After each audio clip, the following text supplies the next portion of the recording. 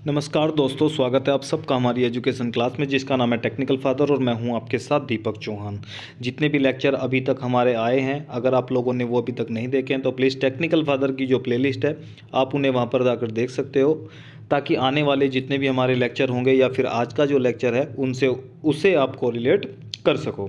तो आज हम कुछ क्वेश्चन आप लोगों के सामने, जनरल क्वेश्चन है वो आप लोगों के सामने देखने वाले हैं। कुछ चीज़ें होती हैं जो आप लोगों के सामने सामान्य रूप में होती है लेकिन आप उस पर ध्यान नहीं देते हो, तो वो बहुत सारी चीज़ें आप लोगों की जो नॉलेज है उसे थोड़ा सा एक तरीके से वीक कर देती है, क्योंकि हर चीज़ को आप लोग साथ में लेकर चलोगे तभी बहुत सारी नॉलेज जो है या एक परिपक्व नॉलेज आप लोगों के पास होती है। तो चीज़ों को थोड़ा सा इग्नोर करके ना चलें, जो भी नॉलेज आप लोगों को मिलती है आप उसे साथ के साथ लेकर चलते रहें। पहला क्वेश्चन है, डाई में क्या क्या नुक्स डिफेक्ट आ सकते हैं, इसके बारे में आप लोग देख सकते हो। डाई हार्ड लोहे की बनी होती है, इसलिए हम इससे लगातार कार्य लेते हैं। ये जो डेफिनेशन होती है कहीं ना किसी बुक में होती है, इसलिए आप उसे थोड़ा सा मॉडिफाइड चीज़ों को कर सकते हो अपने हिसाब से। डाई को उच्च ताप और उच्च दाब के अधीन रखना पड़ता है, इसलिए इस पर आसानी से खरोंच और निशान पड़ जाते हैं या पॉलिश उतर सकती है। जब आप किसी भी मेटल से बनी चीज़ को गर्म आप यूज़ करोगे किसी हाई टेम्परेचर के अंदर, तो उस पर आप लोगों ने देखा होगा कि वो हल्की सी उसमें पपड़ी सी जम जाती है और वो छूटना स्टार्ट हो जाती है, और उसे क्या बोलते हैं, पॉलिश बोलते हैं, और वो उतर सकती है। ऐसा मटेरियल में गंदगी के कारण रगड़ खाने से भी हो सकती है। पॉलिश की छुपी हुई जो सतह है वो ख़राब हो सकती है ज़्यादा टेम्परेचर आने से। ठीक है, तो ये सारी चीज़ें प्रॉब्लम आ सकती है आपकी डाई में। नेक्स्ट क्या है, होपर में मटेरियल डालने से पहले मटेरियल के आकार के बारे में आप लोगों को क्या सुनिश्चित करना चाहिए।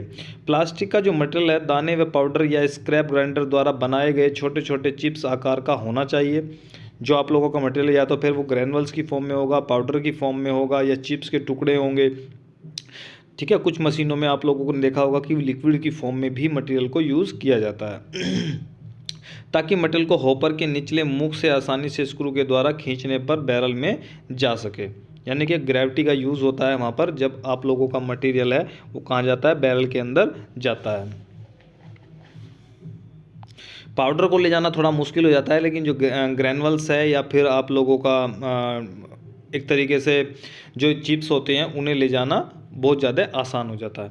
प्लास्टिक पदार्थ में हॉपर में डालने से पूर्व कैसा होना चाहिए।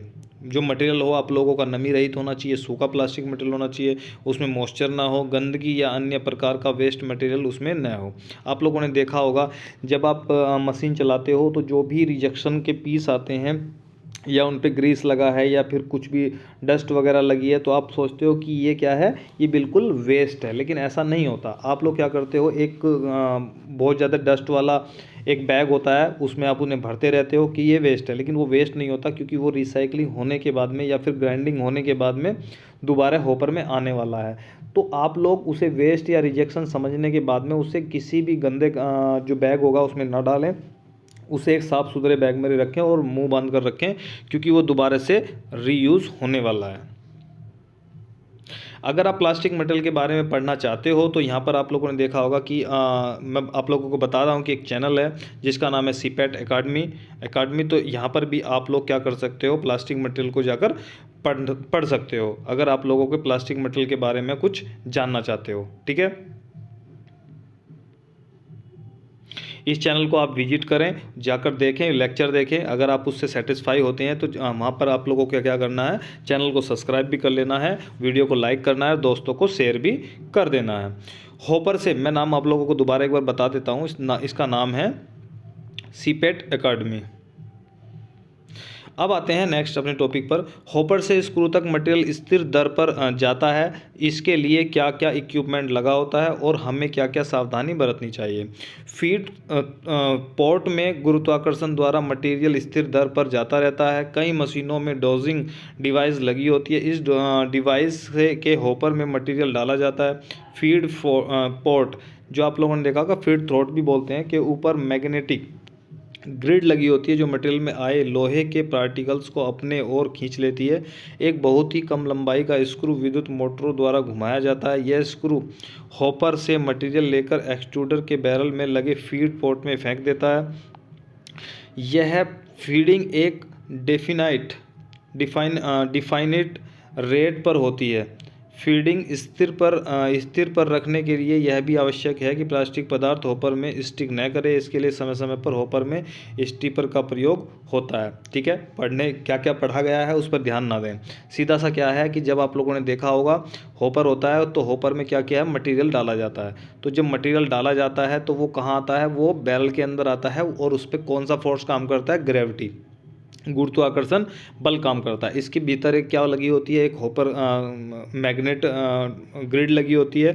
जो मैग्नेट होती है तो वो क्या करती है, जो मेटल से रिलेटेड कोई भी उसका टुकड़ा है छोटा मोटा आ जाता है तो मैग्नेट उसे अपनी तरफ क्या कर लेती है, अट्रैक्ट कर लेती है, चिपका लेती है और वो अंदर जाने से बच जाता है। बस यही सारी चीज़ें कहने की कोशिश यहाँ पर की जा रही है। यदि स्थिर दर पर मटेरियल हॉपर से स्क्रू तक न पहुंचे तो क्या प्रभाव पड़ेगा, इस एक्सट्रूडर से उत्पादन कम हो जाएगा। जब मटेरियल की रिफिलिंग है वो प्रॉपर नहीं हो रही है तो आगे का जो प्रोडक्शन है उसकी जो रेशो है उसमें जो है कमी आ जाएगी। बनी हुई वस्तु एक कंटिन्यूस लॉन्ग चेन में प्राप्त नहीं होती। वस्तु की मोटाई डिफरेंट होगी, बनी हुई वस्तु का रंग एक जैसा नहीं होगा। जब आप लोग एक्सट्रूजन की बात करते हो तो एक्सट्रूजन में क्या होता है, लॉन्ग लेंथ के जो प्रोडक्ट हैं वो मैन्युफैक्चरिंग होते हैं। और अगर मटेरियल का जो सप्लाई है, मटेरियल की जो सप्लाई है वो प्रॉपर नहीं रहेगा तो जो उसकी लेंथ है उसमें फ़र्क पड़ेगा। दूसरा क्या, उसकी जो पार्ट की थिकनेस है उस पर भी प्रभाव पड़ता है।